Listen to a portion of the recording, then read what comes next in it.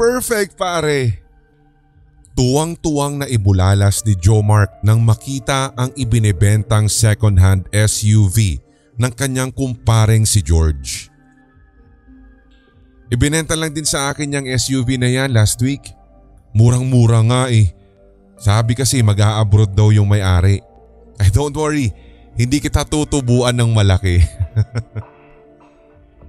Pagbibiro ni George na sideline na talaga ang pagbabuy and sell ng mga second-hand na mga sasakyan.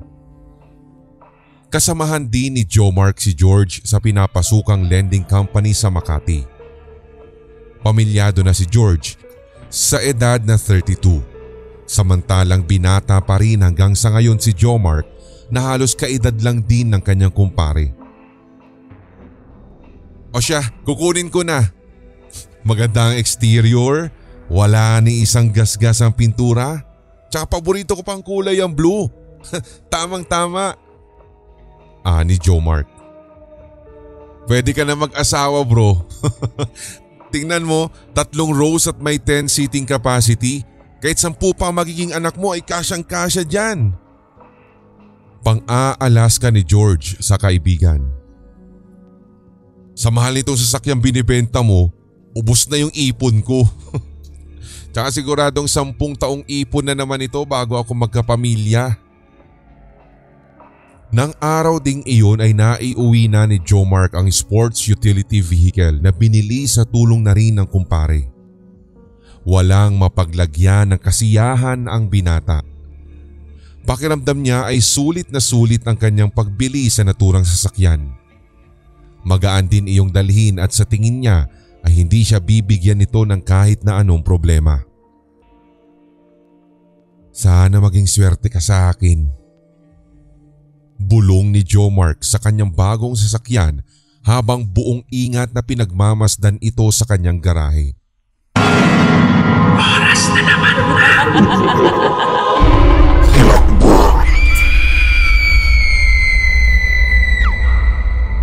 Matapos makontento sa kanyang bagong biling sasakyan ay mabilis na siyang pumasok sa loob ng kanyang townhouse para maghapunan. Ngunit hindi pa man siya natatapos kumain ay bigla siyang nilapitan ng kanyang katulong na nanggaling pa mula sa labas ng bahay para magpakain ng kanilang aso.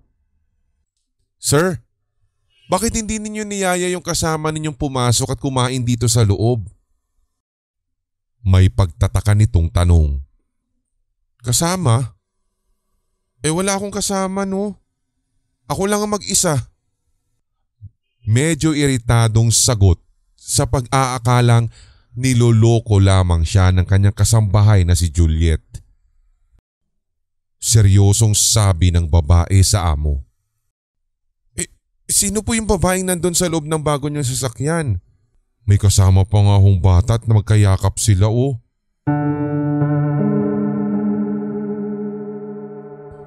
Biglang napatayo si Jomark mula sa hapagkainan at napatakbo papunta sa kanyang sasakyan. Malakas ang kabog ng kanyang dibdib na tila hindi nagsisinungaling si Juliet sa kanya. Subalit walang babae o bata ang nasa loob ng kanyang sasakyan pagdating nila sa garahe. Binuksan niya ang lahat ng ilaw ng sasakyan at mabilis na ginalugad ng dalawa ang loob nun. Pero walang senyales na merong nakapasok na estranghero sa loob ng SUV. Pero nakita ko talaga sir. Nandito lang ako nakatayo sa kulungan ng aso. Dito lang sa may bungad ng sasakyan nyo. Meron talaga ako nakitang babae at bata sa loob. Nakaupo dyan sa may backseat. Namumutlang pahayag ng kasambahay. Gustong magalit ni Jomark sa babae. Kinabahan pa man din siya ng gusto sa pag-aakalang totoo ang sumbong nito sa kanya.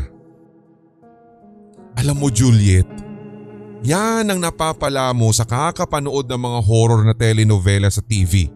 Tsaka yung pakikinig mo dyan sa Balete Chronicles podcast kasi. Kaya ayan, pati imahinasyon mo, tinatakot ka na. Hindi na nakaimik pa si Juliet sa tinuran ng amo. Bagaman kita sa mukha nito na hindi ito sang-ayon sa hindi paniniwala ng amo sa nakita. Hindi na pinahaba pa ni Jomark ang pangyayari. Pumasok na rin siya sa loob ng bahay upang maagang makapagpahinga. Plano niyang ipasyal ang kanyang mga barkada sa opisina kinabukasan. Napabalikwas ang binata mula sa mahimbing na pagkakatulog bandang 2:00 ng madaling araw. Walang tigil kasi sa kakatahol ang kanyang alagang Doberman. May tinatahulan itong kung sino man. Mabilis na kumuha ng baseball bat si Jomar. Maaari kasing may nakapasok na magnanakaw sa kanyang bakuran. Sumilip ang lalaki mula sa bintana ng kanyang kwarto sa itaas kung saan nakikita niya ang kulungan ng kanyang alagang aso. Galit na galit ito sa sinumang estrangherong tinatahulan nito. Nakaharap ang aso sa may garahe ng kanyang bahay sa may ibaba. Kinabahan bigla si Jomark. Ang SUV ko! Baka may gustong mangkarnap ng kanyang bagong biling sasakyan. Halos talunin na ng binata ang kanyang hagdanan palabas sa kanyang garahe. Mahigpit ang hawak niya sa daladalang baseball bat para maitaboy ang kung sino mang magnanakaw na nakapasok na sa kanyang garahe. Patakbo siyang tumungo sa labas ng kanyang bahay papunta sa bagong biling sasakyan. Binuksan niya ang ilaw ng garahe at mabilis na inikot ang buong lugar at sasakyan. Pero wala namang tao ang naroon. Walang magnanakaw o estranghero. Napakamot ng ulo si Jomark, lalo na nang makumpirmang ang kanyang sasakyan nga ang tinatahulan ng kanyang alagang aso. "Stop it, Titan!" Saway niya sa wala pa ring tigil na alaga. "Bago nating sasakyan yan, bakit mo tinatahulan?" Subalit wala pa rin siyang magawa upang patigilin sa katatahol ng kanyang alaga. Kaya minabuti na lamang ni Jomark na ilipat ng pagkakatali ang kanyang Doberman. Inilagay na lamang niya ito sa kabilang side ng kanyang townhouse kung saan bigla naman itong natahimik at mabilis na humiga. "Shh! Sleep na, okay? Wala na yung kinatatakutan mong sasakyan. Masasanay ka rin sa kanya dahil araw-araw mo siyang makikita." Ani ni Jomark habang buong pagmamahal na hinahagod ang katawan ng kanyang alagang aso. Nang maglaon ay buong pagtataka pa ring napaisip ang binata. Kanina ay si Juliet, ngayon naman ay ang kanyang aso. Parehong may nakitang kung ano ang mga ito sa kanyang sasakyan. Bago pa man pumasok sa loob ng kanyang bahay, ay muli niya itong nilapitan.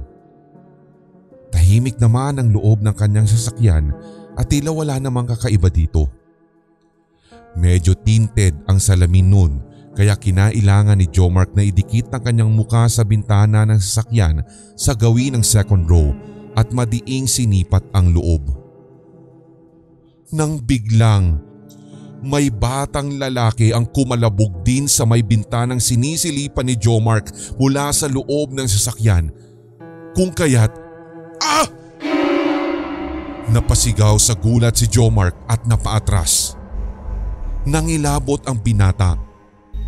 Hindi maintindihan kung sino at bakit may batang nakapasok sa loob ng kanyang sasakyan. May ilang minuto ring nakatayo si Jomark sa gilid ng kanyang sasakyan, subalit wala namang sumunod pang mga galaw ang kanyang napansin na nagmumula sa loob nito. Ani ng binata, "Kung sino ka man, nagkamali ka ng tinatakot mo." Naanimoy kausap ang sasakyan. Matapos ay mabilis na kinuha ang susi ng SUV mula sa kanyang kwarto upang mabilis na mabuksan at maharap kung sino man ang taong nagtatago sa loob nito. Dahan-dahan pang binuksan ni Jomark ang SUV. Pinindot ang automatic unlock ng sasakyan kasabay ng isang mahinang tunog. Hindi halos makahinga ang binata sa labis na kaba. Hindi siya matatakutin pero nang mga sandaling iyon, tila sinisigaw ng kanyang utak na huwag niyang ituloy ang kanyang ginagawa at pumasok na lamang muli sa loob ng bahay. Pero hindi siya nagpadala sa takot. Hindi siya nagpauna sa kaba. Buong tapang na binuksan ng binata ang pintuan kung saan siya sumilip kanina. Narinig ang pag-click, badya ng pagbubukas ng pintuan nito. Dahan-dahang binuksan ni Jomark ang pinto at sinipat ang loob. Pero wala namang tao doon. Kita rin ang unahan ng sasakyan at wala ring senyales ng batang nakita niya kanina lamang. Medyo nakahinga ng bahagya si Jomark. Kung ano man ang kanyang nakita kanina, marahil ay guni-guni lamang niya. Isasara na sana niya ang pintuan ng kanyang sasakyan nang may marinig ang kanyang mga tenga ng isang mahinang pag-uusap mula sa gawing ikatlong hilera ng mga upuan sa may bandang likod ng kanyang SUV. "Huwag kang maingay, baka makita tayo."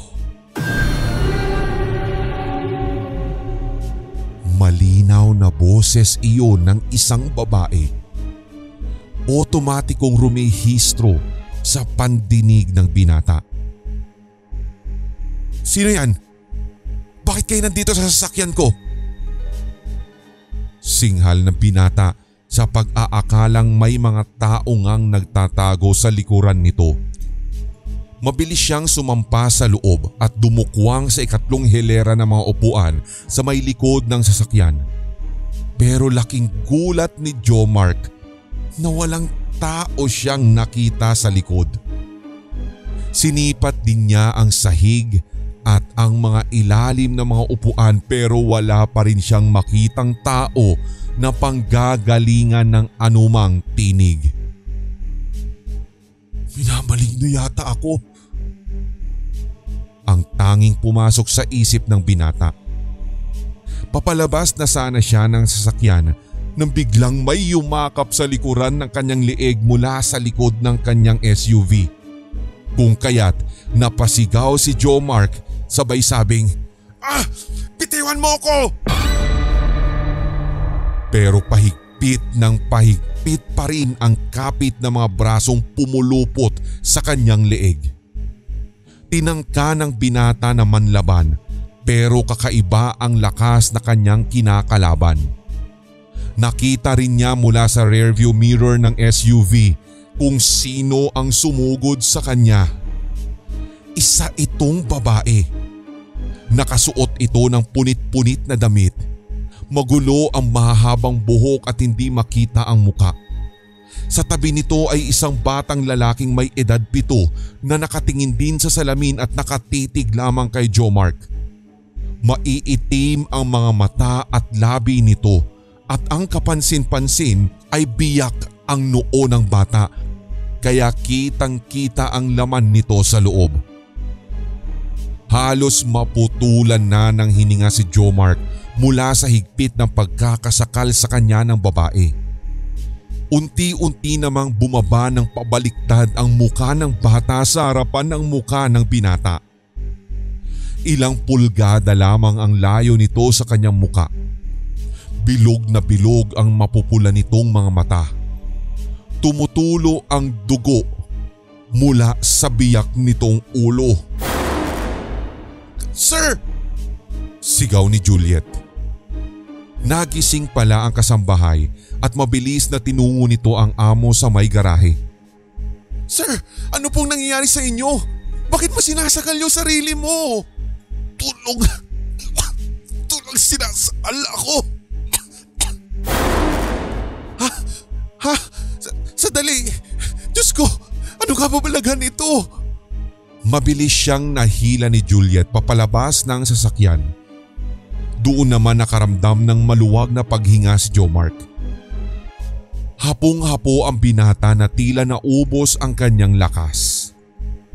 Halos kalahating oras din ang nagdaan bago tuluyang napakalma ang binata. Nambulabog na ang mag-amo. Mabilis na tinawagan ni Jomark si George para ipaalam ang pangyayari. Pampihira ka naman pare. Kung hindi mo type yung sasakyan, pwede mo namang isoli o palitan. Pero huwag ka namang gumawa ng mga kwentong ganyan. Sagot sa kanya ni George. Pare, hindi ako nagbibiro. May kung anong umatake sa akin sa loob ng sasakyan. Kahit hindi mo na isoli ang bayad ko, wala akong pakialam basta't kunin mo na ngayon din ang SUV na yan palabas ng garahe ko. Hindi ako matatahimik hanggat nandito yan.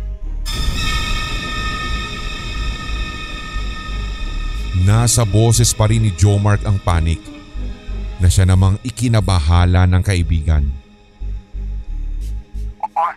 Sige. Papunta na ako dyan. Nadaanan ko rin yung lalaking nagbenta sa akin ng SUV na yan para maliwanagan natin ang lahat. Pangako ng kumpare niyang si George.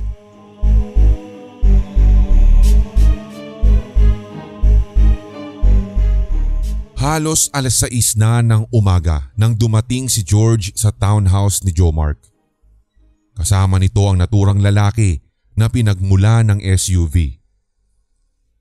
Seryoso ang tatlo. Alam nilang walang nagbibiro ni isa man sa kanila nang malaman nila ang pinagmula ng sasakyan. Mabilis na nagkwento ang seller ng SUV. Ayon sa lalaki, kapatid nitong babae ang may-ari ng SUV na 1 taon pa lamang nabibili. Sa kasamaang palad ay nabiktima ang babaeng may-ari ng SUV kasama ang anak na papasok sana sa paaralan nang harangin ng mga ito ng mga armadong mga lalaki at sapilitang kinuha ang sasakyan. Nang hindi makapagbayad ng ransom ang mga kaanak ay pinatay ng mga ito ang mag-ina. Hinulog daw ang mga bangkay nito sa isang liblib na bukid sa Gawing Rizal. Hindi na nahuli pa ang mga salarin. Hanggang sa napagpasyahan na lamang ng mga kaanak na ibenta kay George ang sasakyan at minabuting wag na lamang ipaalam dito ang mga istorya nito. Pasensya na ho kayo. Hindi namin alam na hindi pa pala matahimik ang kaluluwa ng aking kapatid na babae at pamangkin.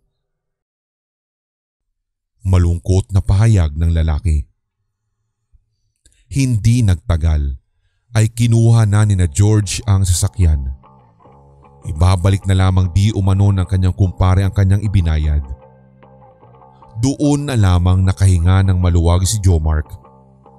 Sa wakas, tapos na rin ang lahat. Matatahimik na ang kanyang tahanan. Pagkaalis ng kumpare, dala ang SUV, ay mabilis na pumanhik si Jomark sa kanyang silid at tuluyan nang nagpahinga. Subalit, "Shh! Huwag kang maingay. Baka marinig tayo."